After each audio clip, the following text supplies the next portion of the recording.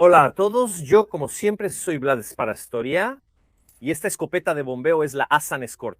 Ahora, esta arma es un arma que me han pedido muchísimas personas. Muchísimas personas me han escrito o comentado debajo de los videos pidiéndome justamente esta escopeta. Y por mucho tiempo en realidad casi dudé en hacer un video, porque ¿qué tanto hay que decir sobre una escopeta que probablemente es el estándar cuando se trata de escopetas de bombeo económicas que hay por ahí?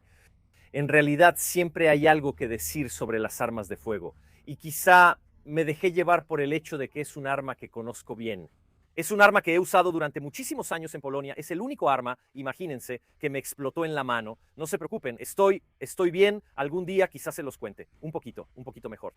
Pero también es una oportunidad interesante para hablar un poco mejor de la industria turca, porque la industria turca es terriblemente, pobrecita, discriminada en Italia. En Italia estamos tan acostumbrados a tener marcas importantísimas como Benelli, Beretta, Perazzi, muchísima gente que produce armas de altísima calidad, que somos un poco, nosotros los tiradores, somos, lo digo incluyéndome a mí mismo, nos hemos vuelto un poco quisquillosos en lo que respecta a la parte más económica de este mundo. Pero uno de los usos de las escopetas, una de las cosas bonitas de las escopetas, es que son armas realmente para todos. Son armas muy universales en cuanto a su uso, sobre todo en el ámbito civil. Pueden ser utilizadas para defensa, pueden ser utilizadas para caza, para el deporte. Y nos hemos olvidado un poco, en este elitismo nuestro, que al ser armas para todos, hacer armas para todos también significa hacer armas económicas. Y las escopetas turcas no son económicos solo porque tal vez utilizan materiales menos finos, sino que hay muchas razones. Ahora, ante todo, Hatsan Skor Hatsan, ¿qué significa? Hatsan en realidad es un juego de palabras en turco y Hat significa línea, pero también caligrafía, esencialmente dibujo. San es la reputación, así que podríamos decir esencialmente que es Hatsan. Es, por ejemplo, el buen diseño, la reputación del diseño, la reputación de la línea. Se puede traducir un poco como este concepto, o sea, el buen diseño, el buen proyecto, para usar un poco una paráfrasis. Y a veces es difícil traducir juegos de palabras de manera literal, pero esencialmente significa esto. Detrás de este nombre, sin embargo, en realidad hay una empresa familiar, una empresa de familias que se funda en la forma actual en el 76, pero ya desde antes, desde mucho antes. Eran armeros locales en Izmir o Esmirna en italiano, en la costa del Mar Egeo, en la actual Turquía. Durante generaciones ellos construyeron precisamente partes de armas y cañones para escopetas de cañón liso. En el 76 se estructuran también gracias a una serie de inversiones como una empresa moderna y en este momento estamos en la tercera generación de los propietarios. Eso es, Beretta se enorgullece mucho de ser una empresa familiar. Vemos a los turcos y pensamos seguramente en otomanos anónimos, pero en realidad ellos también son una empresa familiar o al menos tienen raíces en una empresa familiar. ¿Por qué los turcos fabrican tantas escopetas? Esto no se trata solo de Hatsan. Es una pregunta que muchos quizás se hacen. Si van a cualquier feria de armas, incluso simplemente a Leos en Italia, encontrarán muchísimos y muy lujosos stands de fabricantes turcos que principalmente hacen escopetas de cañón liso. Y hay varias razones para esto. La primera razón es esencialmente legislativa. Mientras que en Turquía es relativamente difícil producir e incluso poseer armas de cañón rayado, las armas de cañón liso son mucho más fáciles de adquirir como particulares, pero también para las empresas producirlas y venderlas. En resumen, tienen un mercado porque la ley allá lo permite. Si la ley allá lo permite, está claro que ese mercado prospere. Luego, estos trabajadores, si uno produce siempre el mismo tipo de producto, si todo el mercado gira en torno a las escopetas de cañón liso, con los años, con las décadas, también se va creando una experiencia técnica. Gente que está usando una serie de máquinas, gente que tiene una serie de conocimientos para operar estas máquinas y crear estos proyectos. ¿Por qué entonces cuestan menos? El precio está compuesto por muchísimos factores. Y que el precio sea bajo no significa necesariamente que esté mal hecho. Yo repito, quiero defenderlos un poco en este momento porque tienen mala reputación. en mi opinión, es injustificada, porque que quede claro, son armas económicas. El modelo más básico posible de los Hudson Escort se puede encontrar fácilmente por unos 300 euros. Los modelos, quizá con el cañón un poco más largo, ¿no? Un poco mejor terminados, están en los 400, en 450 se encuentra algo, pero indudablemente están en la gama baja de precios. Pero gama baja de precios no significa en absoluto menor calidad por ese precio. En realidad están comprando algo cuyo precio se abarata por muchos factores diferentes. Primer factor, la mano de obra. La mano de obra en Turquía cuesta menos que en Italia. Si yo quisiera fabricar esta arma en Italia, claramente tendría que pagar un salario según los estándares italianos. Claramente los estándares turcos son un poco diferentes desde este punto de vista. Turquía además tiene una larga tradición en la industria del acero y del aluminio y puede producirlos localmente. Esta arma en particular no lleva madera, pero también tienen muchísima madera disponible. Hay muchísimos fabricantes turcos que, por ejemplo, producen madera de nogal de altísima calidad para las armas. Algo que me sorprendió, por ejemplo, cuando fui a Iwa, en Alemania, había muchísimos expositores turcos que solo hacían maderas para armas. Tienen los bosques, tienen la tradición, tienen excelentes maderas. Debemos reconocerlo absolutamente. Tienen maderas que no necesitan importar porque las tienen en el país. Otra cosa que en realidad es muy importante para este fin, entonces tienen materiales locales y mano de obra barata en el país, es que en los últimos 20 años Turquía ha impulsado muchísimo el mercado de armas, en particular la exportación. El 95% de los Hatsan, según los datos de la empresa, se venden al extranjero y Turquía impulsa muchísimo la exportación y las empresas que se dedican a esto tienen muchísimos beneficios. Tienen beneficios fiscales sobre el IVA, por ejemplo, si tienen que comprar máquinas CNC para una línea de producción. De hecho, no pagan el IVA. Hay un programa turco específico para apoyar a estas empresas. Estas empresas tienen reembolsos de gastos en marketing. Si ven todos estos stands de los turcos, sepan que el gobierno turco les paga el 50%. Una empresa tiene que venir a Italia a participar en la EOS, exponer estas cosas aquí, promocionarse cuesta. El gobierno turco les reembolsa el 50% y no es poco. Y hay muchísimos otros incentivos relacionados precisamente con la producción, el IVA, la exportación. El gobierno turco, por ejemplo, apoya a estas empresas para los contratos gubernamentales. Por ejemplo, quieres vender una serie de rifles a un gobierno que tal vez no tiene precisamente la reputación de pagar bien, tal vez un gobierno del tercer mundo que tiene algunas dificultades económicas. Mira, el gobierno turco, por ejemplo, actúa como garante de que si ese gobierno, esa entidad gubernamental en algún pueblito perdido en los confines del mundo ya no puede pagarte porque hacen el enésimo golpe de Estado, ahí es donde interviene el gobierno turco y cubre esos costos. El apoyo del gobierno turco es fundamental para entender por qué estas escopetas cuestan poco. Porque si tuvieras que producir esta escopeta en Italia con los mismos materiales, con el mismo control de calidad, ¿cuánto te costaría? Probablemente el doble.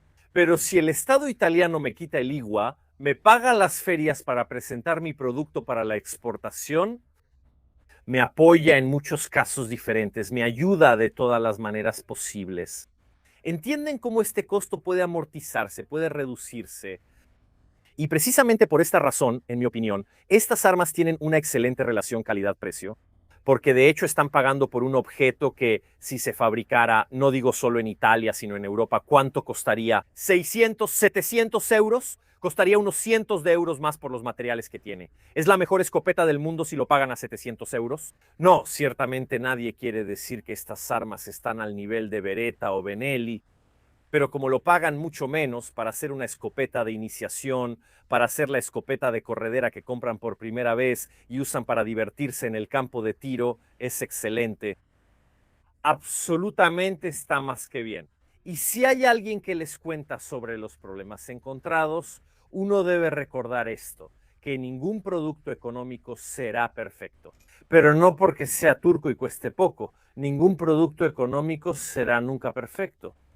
En algún lugar, el dinero que invierten en un objeto, ya sea una escopeta, un coche, una mesa, un ventilador, lo que sea, ese dinero va a algún lado. Se va en materiales, se va en control de calidad y esas cosas. Si compran algo barato, no pueden esperar el rendimiento de un objeto caro. Esta es un arma económica y va a pasar.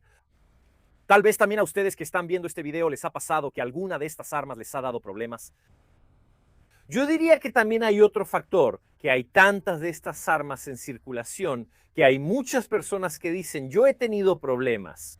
Habría que hacer un cálculo, por ejemplo, sobre cuántas personas realmente, estadísticamente hablando, han tenido problemas. No sé si me explico. Vendo 1000, 10 personas se quejan. Ok, tengo uno de cada 100 defectuoso. ¿Cuál es realmente la proporción de armas vendidas y defectos encontrados? No lo sé, pero es algo que hay que preguntarse justamente. Y repito, lo digo con una sonrisa, como alguien que ha visto una explotar en la mano. Era más un problema del percutor del cartucho en ese momento, una detonación con el cerrojo abierto. Todas las piezas salieron volando del mecanismo de disparo. Yo no me hice nada. Y quizá el hecho de que yo no me hice nada, en cambio, demuestra que el receptor y el cañón del arma son sólidos, bien pensados y bien hechos. Hay muchas maneras de ver quizá los incidentes, ¿no? Los malfuncionamientos de las armas de fuego. Yo sin duda tengo una opinión positiva. Es el arma a la que le confiaría mi vida. Si tuviera que confiarle mi vida a esta arma, no sé, como guardia de seguridad. Quizá no, en el sentido de que en ese caso consideraría hacer una inversión. Pero para ir a divertirnos al polígono, esta tiene un excelente precio y muy buena relación calidad-precio. Hagamos una cosa, movamos la cámara, echemos un vistazo de cerca a cómo está hecha y luego, obviamente, ya que estamos en las líneas de tiro, la vamos a probar. Seguramente me perdonarán por el posible sonido del ventilador en el micrófono. Espero que no se escuche, pero hacen 38 grados, chicos. Yo también soy un ser humano, les sorprenderá. Entonces, comencemos como siempre el recorrido de nuestro Hudson Escort. ¿Cómo sabemos que este es un modelo Escort? Primero que nada, porque está muy claramente escrito del lado izquierdo. Otras informaciones que tenemos del arma. Las encontramos aquí cerca del guardamanos. Encontramos, por ejemplo, información como el número de serie, el año de producción, el hecho de que fue hecho en Turquía. El lado derecho también reproduce la denominación Escort en el arma. También notamos un punto, ahora hablaremos un poco más de eso, pero ¿cuáles son primero los controles que encontramos en una escopeta de este tipo? Y repito, los Hudson Escort son copias de los Remington 870. Esencialmente, para la gran mayoría de los detalles, estas cosas que les digo aplican para todas estas escopetas. Yo mismo tengo una copia del 870 y es esencialmente idéntica. Primero que nada, el gatillo. Todos sabemos para qué sirve el gatillo. En caso de que no tuvieran esta información, al presionar el gatillo es posible liberar el martillo interno. De esta manera se dispara el tiro. En caso de que queramos bloquear este sistema de disparo, tenemos un seguro transversal que se puede activar. Aquí está activada, espero que se vea, y desactivada, dejando este evidente color rojo que nos advierte que el arma está lista para funcionar. Otro control que tiene esta arma, y esto es algo curioso porque hay muchos expertos en Internet, no sé, simplemente llegan aquí los expertos de Internet después de jugar Call of Duty a tomar cursos con nosotros en el campo de tiro de Legnano. ¿Cómo te das cuenta de que alguien es un experto en Internet sobre escopetas de corredera? Porque no sabe qué es esto. Esto me ha pasado muchísimas veces, tanto aquí como en Polonia. Miren, estas armas tienen un seguro cuando el martillo está amartillado, así que el sistema de disparo está listo para disparar. En teoría, con una munición. No queremos que, por ejemplo, accidentalmente podamos abrir ligeramente la corredera, soltar el cierre del cerrojo y al mismo tiempo jalar el gatillo. Eso provocaría la detonación del cartucho con el cerrojo abierto y les aseguro que no es una experiencia agradable. Cuando el martillo está amartillado no puedo maniobrar fácilmente la corredera. Como ven, puedo cargar el arma. Ahora el martillo está amartillado y si jalo hacia atrás la corredera, no pasa absolutamente nada porque existe este seguro que hace que el cerrojo permanezca cerrado para prevenir detonaciones accidentales y no deseadas. Pero ¿cómo hago para abrir la corredera? En caso de que quiera descargar el arma, tengo que presionar este botón hacia adentro y de esta manera podré maniobrar la corredera para abrirla. Y esto es algo que muchísimas personas que solo conocen las armas por internet o por los videojuegos no saben, porque no es un elemento que normalmente, digamos, utilicen sus personajes favoritos de la televisión. Luego tenemos obviamente la corredera que está conectada, ahora lo veremos un poco mejor. Tiene una varilla que a su vez funciona como portacerrojo y maniobra el cerrojo que se libera y se engancha. Otras características del arma. Tenemos al frente una mira, que claramente aquí, con una fibra óptica, en este caso específico, no necesariamente encontrarán una mira en su modelo. Este la tiene. También encontramos un punto de anclaje para la correa y también el tapón que cierra el depósito. Y tendremos que desmontarlo, tendremos que quitarlo para luego seguir desmontando el arma. Retrocediendo en el riel de 11, aquí está montado a su vez un riel Picatinny. Este fue colocado por el propietario junto con un red dot. Excelente, excelente idea. Aunque no lo diré durante la prueba de tiro, por mi preferencia personal el dot está un poco alto. A mí me gusta pegar bien el pómulo al arma y si lo hago lo encuentro un poco alto. No es un problema, no afecta particularmente el uso, solo es una pequeña observación personal mía. Regresando, tenemos la cantonera del arma aquí con una goma que la hace un poco más suave, especialmente si usamos cargas más fuertes, y encontramos otro punto de enganche para la correa. El otro lado es prácticamente idéntico, salvo por el hecho de que claramente vemos muy evidentemente la ventana de expulsión. Si manipulamos el cerrojo, de hecho veremos también el extractor del arma que nos permite claramente sacar los cartuchos y luego expulsarlos automáticamente. Debajo del arma vimos que hay inscripciones, pero también está el elevador que si se baja nos da acceso al tubo para cargar el depósito del arma. Desde este punto de vista no hay sorpresas, es muy estándar no solo para la Remington 870 y sus derivados, sino literalmente para cualquier escopeta de bombeo. Hagamos una cosa entonces, ya que les prometí mostrarles cómo funciona, empecemos el desmontaje. Obviamente ya verificamos que el arma esté descargada. Para este paso les recomiendo encarecidamente que verifiquen que el martillo esté amartillado. Entonces muevan la corredera hacia atrás y luego hacia adelante. También porque a menudo es un fastidio. Si luego se les suelta todo, si presionan el gatillo en este proceso, a veces volver a colocar el cerrojo es un poco complicado. Nada del otro mundo, pero yo he batallado con eso en el pasado, así que créanme. Vamos a desenroscar la tapa que sostiene.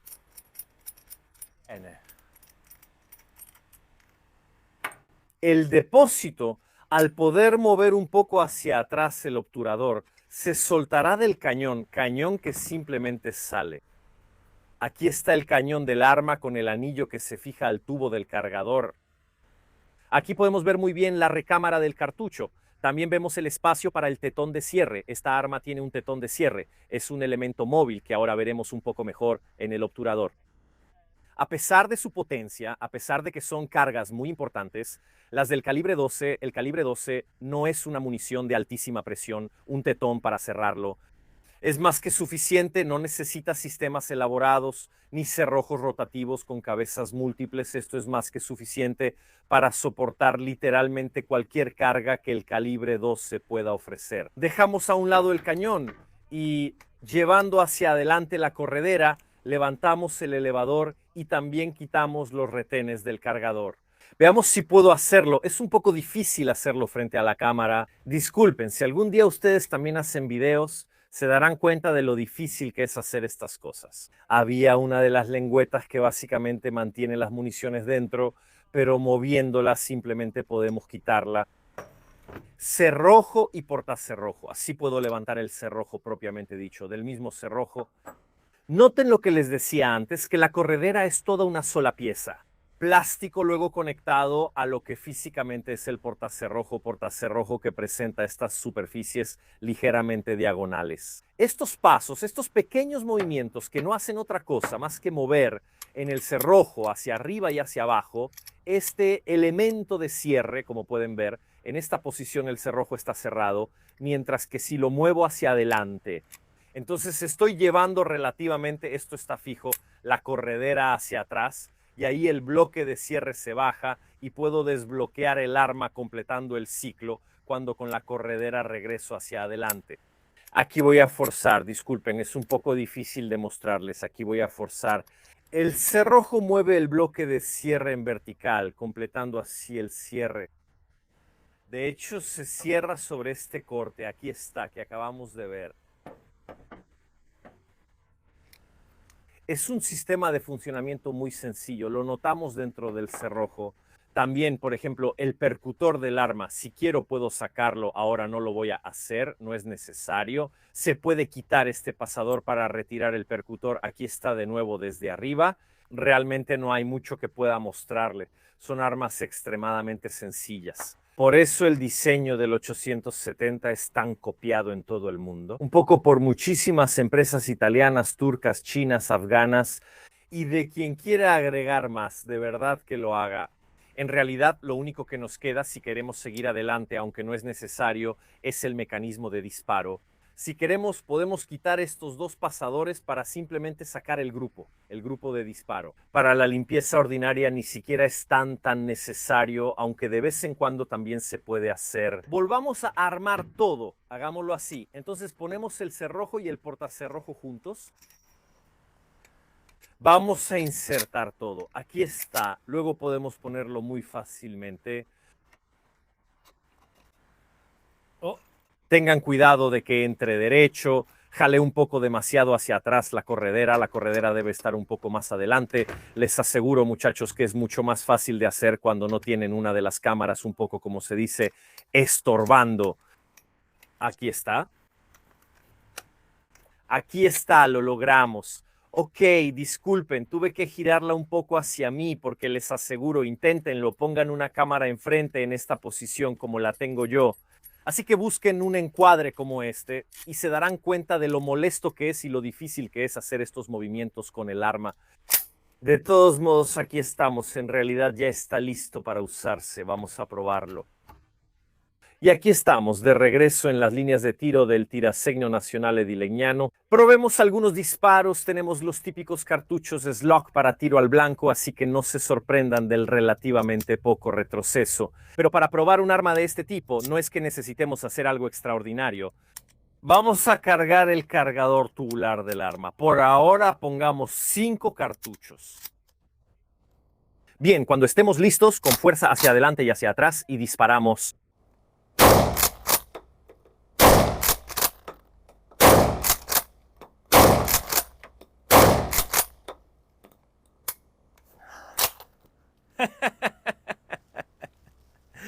Entonces, realmente no tiene tanto retroceso. Ahora,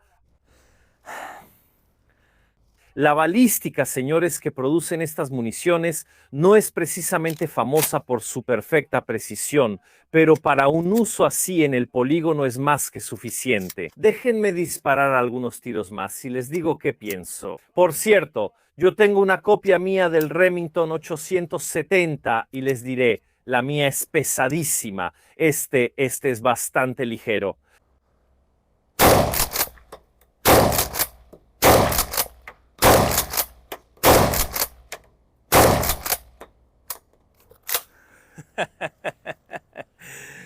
Entonces, ¿qué puedo decir? Primeras sensaciones. Es un arma que hace lo que tiene que hacer. El diseño desde el punto de vista técnico retoma un grandísimo modelo de Remington, así que no hay mucho que decir desde este punto de vista. Lo que me gusta, al menos comparado con otros que he conocido, es que es bastante ligero. De todos modos, se nota la aleación con la que está hecho el receptor. Es un arma que, en general, se siente muy bien en la mano. La corredera, un punto que para mí es positivo, es bastante larga. Hay algunas escopetas que tienen esta parte de la manija para accionar la corredera corta, por lo que te obliga a poner la mano en ciertas posiciones. Con esto puedo sostenerla un poco más adelante, sobre todo si, como yo, son bastante altos o un poco más atrás, ¿no? Si prefieren un agarre un poco más compacto. Recargamos, olvidé el seguro y disparamos de nuevo.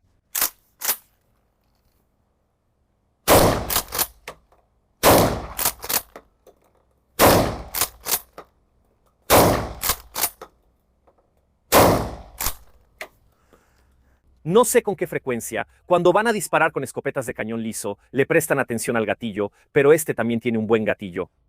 Un segundo tiempo ligero, corto, preciso, funciona bien.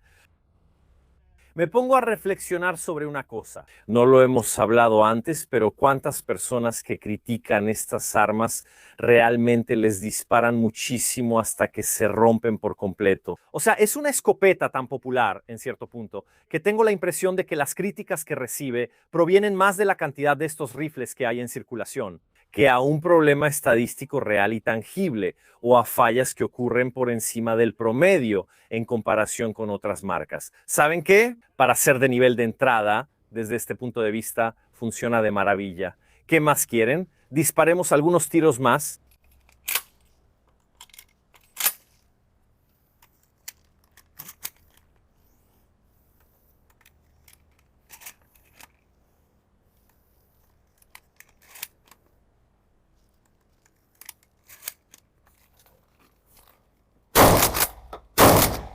Disparo.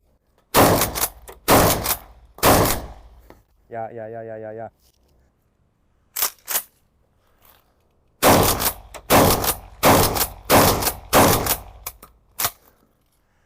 La Hatsan Escort es una excelente escopeta para lo que tiene que hacer. Es difícil encontrar un arma que tenga una mejor relación calidad-precio. Que quede claro, calidad-precio significa que lo que pagan es mejor de lo que, digamos, van a gastar. Esta es un arma que cuesta 300 euros. Pueden esperar niveles de Beretta o Benelli en lo que respecta a este tipo de armas. No. Pero si esas empresas produjeran bajo las mismas condiciones y con los mismos materiales en Italia, un arma de este tipo costaría el doble. Sería exactamente la misma arma, también porque son empresas que no tienen propiedades mágicas. Hay personas, maquinaria, materiales, muchísimas cosas que contribuyen al precio, y como hemos visto, los turcos han estado un poco favorecidos desde este punto de vista. Es un arma que hace muy bien lo que debe hacer por los 300 euros que han gastado. Gracias a todos por haber visto este video. Como siempre, recuerden que estos videos los hacen ustedes como hoy el propietario del arma que vino aquí al campo de tiro de Legnano a dejarme probarla. Y si quieren contribuir a mi canal, pueden considerar simplemente suscribirse, así tal vez probamos alguna de sus armas. Si quieren y pueden, consideren dejar un like y un comentario. A mí como creador de contenido me ayuda enormemente. Por mi parte, por hoy es todo y como siempre nos vemos en la próxima.